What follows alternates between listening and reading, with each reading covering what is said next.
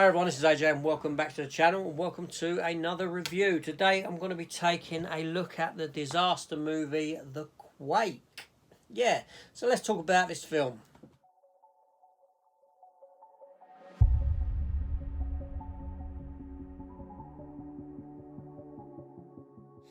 Okay, so a week ago I reviewed the movie The Wave. It was a Norwegian disaster film based around tsunami hitting.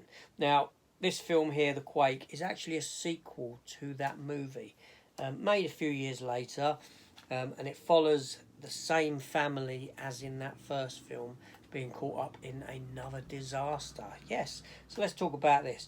Now, this film here works around the premise that in 1904 in the city of Oslo in Norway there was a major earthquake, and it's a very sort of tectonic area that earthquakes do happen now and then. It's only a matter of time before a big one occurs again, and this film is essentially that.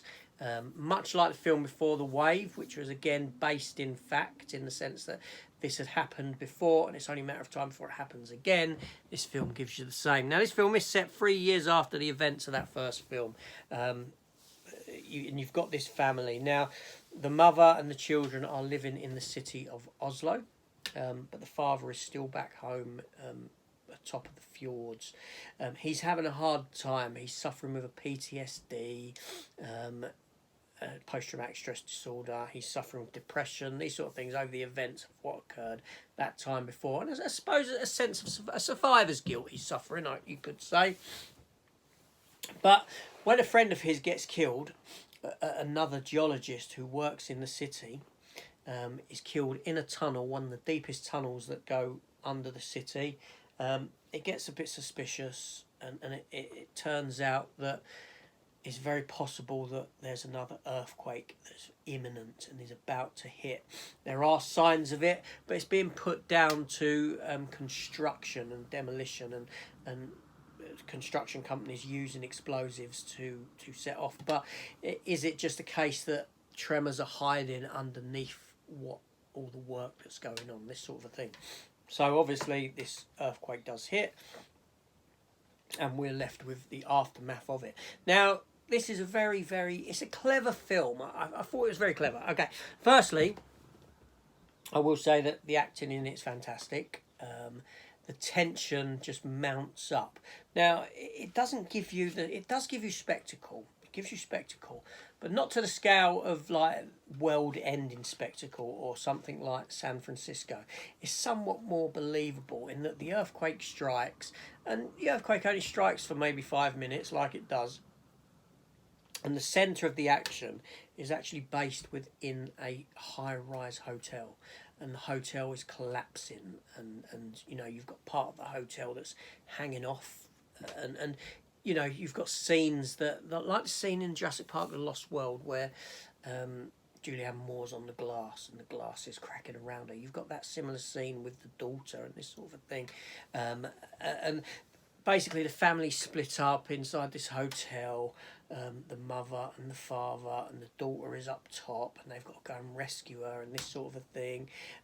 So it's a it's a cleverly written film in that, you know, it depicts a big disaster, but then hones in on a very personalised story within the disaster, and the action is fabulous. The film does keep you on the edge of your seat. It's very tense. It's very nerve-wracking with what's going on.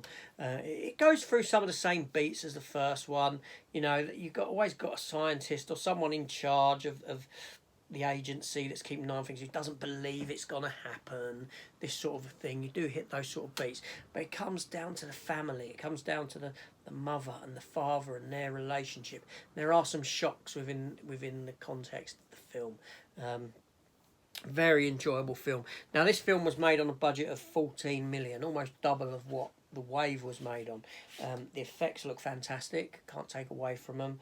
It really does look good, and like I said, the acting is just top notch. I do get a sense of this fella's survivor's guilt. I get a sense, you know, just very, very good all round. There's nothing I can really say about not enjoying this film. Now, like I said, the film is in Norwegian. It isn't dubbed in English or anything like that, so you would have to watch it with those subtitles at the bottom of the screen. But honestly, you forget they're there. You come away, you've got the story, you know everything, you know what's been said, but in looking back in my mind's eye, I don't remember reading the subtitles, and that's a testament to how gripping the film actually is. And the same with The Wave. They are both very, very good films.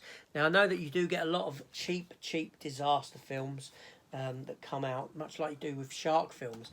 And these films do look like it. The Wave, the Quake, they very much do look like it on face value, but they're actually very, very good films, both of them. And I highly recommend that if you like disaster films, you should give these a watch. They do give some of the stuff that Hollywood makes a run for their money. Very, very enjoyable films. Now, so I'm going to leave it there. Now, if you have seen these films, then let me know down below in the comments. Let's have a little talk about them. If you're interested in this sort of genre of film, that disaster genre, again, let me know down below. Let's have a conversation. For any conversation, also hit the subscribe button, notification bell, all that. And I'll see you on the next one. Take care all, and goodbye.